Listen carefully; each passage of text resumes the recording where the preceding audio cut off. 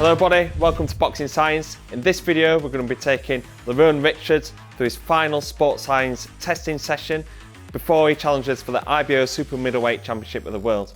We do testing sessions just before the fight to monitor the progress. You see Lerrone on the YouTube channel that is putting in the work, improving his strength, his speed and his fitness. So we need to get that data, monitor his progress, but also make goals for future camps. So we're putting Lerrone on the Sozo machine, which is bioimpedance analysis machine, and it's assessing Lerrone's body composition, where that muscle mass is distributed around his body. But also, the main reason why we put Lerrone on this machine is to analyse his hydration levels. This is particularly important as we get into towards the back end of training camp. We're on fight week to make sure that Lerrone's fully hydrated when he's making that super middleweight limit, and then once he refuels, making sure that he's rehydrating and refueling optimally. So this is portable, so I'll be taking this to Manchester and taking his data. Arms up above your head and sit down into that squat. Okay. Yeah, go again. Good. Sit back onto your heels a bit more. Arms back. Yeah, I think that looks pretty good to me. What about you? Yeah. So that tests hip mobility, glute strength, core stability, postural stability, shoulder mobility, obviously needing to get your shoulders above your head. See like this curvature in your back from side on, that's got a lot better. And your shoulder position's got a lot better as well. Like you've shown a lot of like kind of hyperextension through that spine. Still showing it a little bit through that squatting action, but it's not as excessive as it is there. And then as you're sitting in deep into that overhead squat, that lean towards the left. Obviously, injury, like we're coming back from that shoulder injury. Look at how the bar is slightly slanted compared to on the right side where it's more or less parallel. So yeah, happy with that. Big arch though, isn't it? Big arch there, yeah. That's when I knew that your core weren't strong. Because you were very back dominant going into extension. So that's probably why you found the ab wheel rollout so hard, because that's anti-extension. So you're having to keep the rib cage down, keep them core switched on when you're wanting to go into this hyper-extended position and you're in the overhead squat. So yeah, good improvements. But look, you were getting quite deep going back then. Yeah, quite flexible, but making them slight adjustments, really good. Cool, right, we're on jumps. So let's start off with counter movement jumps. Let's go. 52A. Yes, that's what we're talking about. Yeah, come on. 29-1. Yeah. Yes. 49-1 again. 52.3, best one. 52.8. 52.8. Go down. Go. 50.1. Good. 2 seconds, yeah. Go down. Go. Go. 48.5. Yeah, 9. Go. Yes. 49-1. Good work. 50.1. Good. So let's have a look at this, mate. So when you started, 48.3 centimeters squat jump, 46.4 counter movement jump. Quite explosive, but the shift between squat jump and counter movement jump, you want your counter movement jump to be higher than your squat jump because you're using that elastic energy. It's probably because you were struggling to do squatting, and now we've been able to do squatting in this camp. So 50.1 on counter movement jump, that's a 4% increase, but biggest improvement, 14% improvement on your counter movement jump, 52.8. Most boxers are under 1 centimetre, so 0.9. You've gone 2.9 centimetres, so you're showing that you're springing and being able to control that force, absorb it, and being able to reproduce into forceful actions. So much better, mate. Much better. Happy with that? Right, RSI. Speed.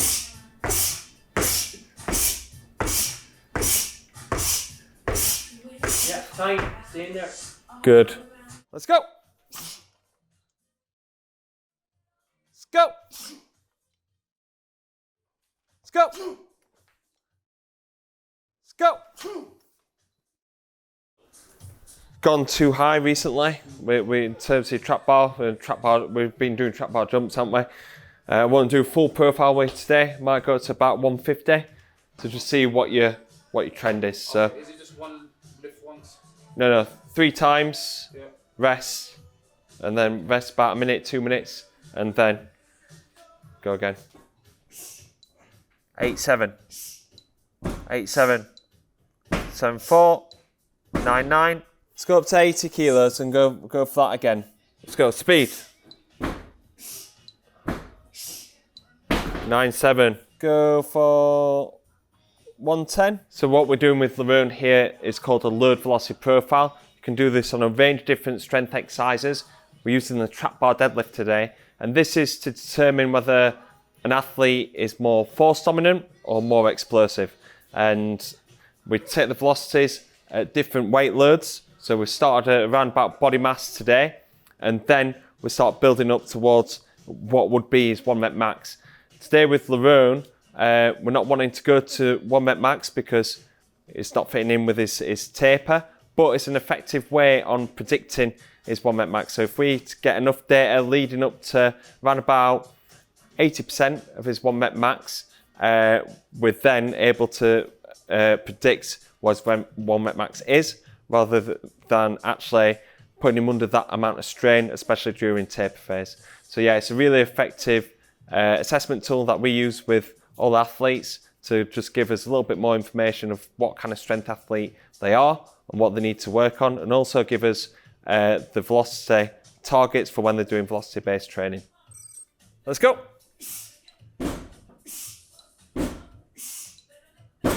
Rest it at the bottom and then go again. Oh, okay. So lift it up, drop it. Yeah. Drop it. Okay, sound. Yeah. Just don't want you to bounce. You don't want you to be bouncing it. Yeah. Let's go. 7-6. Go. Don't yank it. 8. Go. 7-7. Good stuff. Okay, so we'll go to 150. Drive it up. Speed. Yes. 0.58. Go.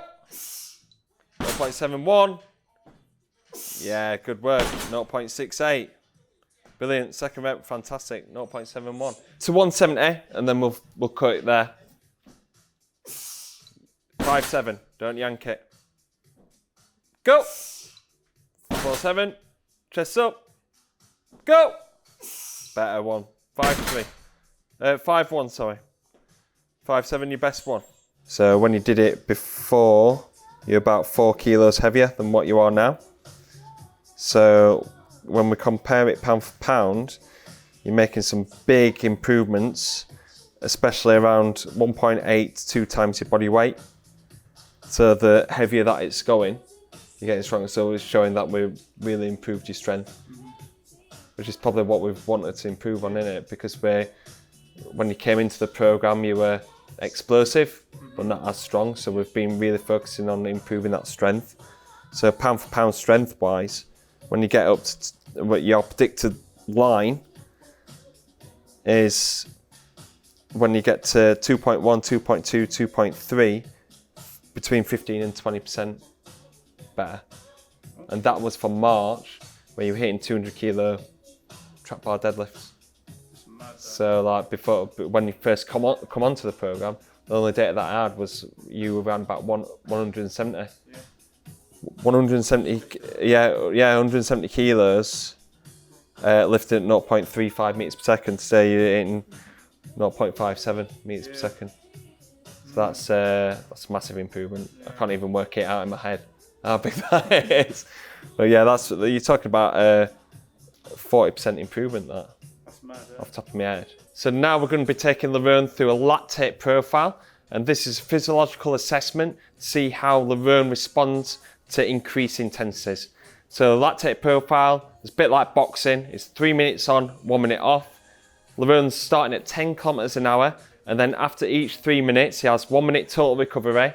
We'll take his lactate, his heart rate, and we'll take his rate of perceived exertion. And from this, we're analysing the data compared to the last camp to see how he's now responding to higher intensity performance, because after each level, we're going to increase the speed by 1 kilometers an hour.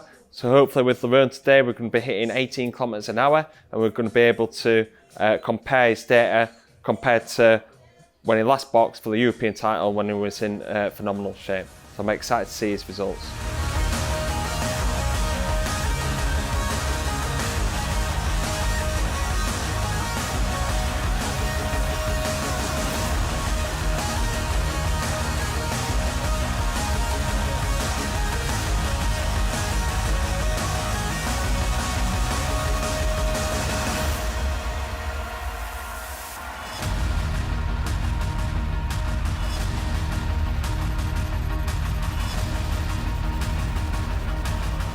Creeping into that red now, mate. Looking really good. RPE? 7.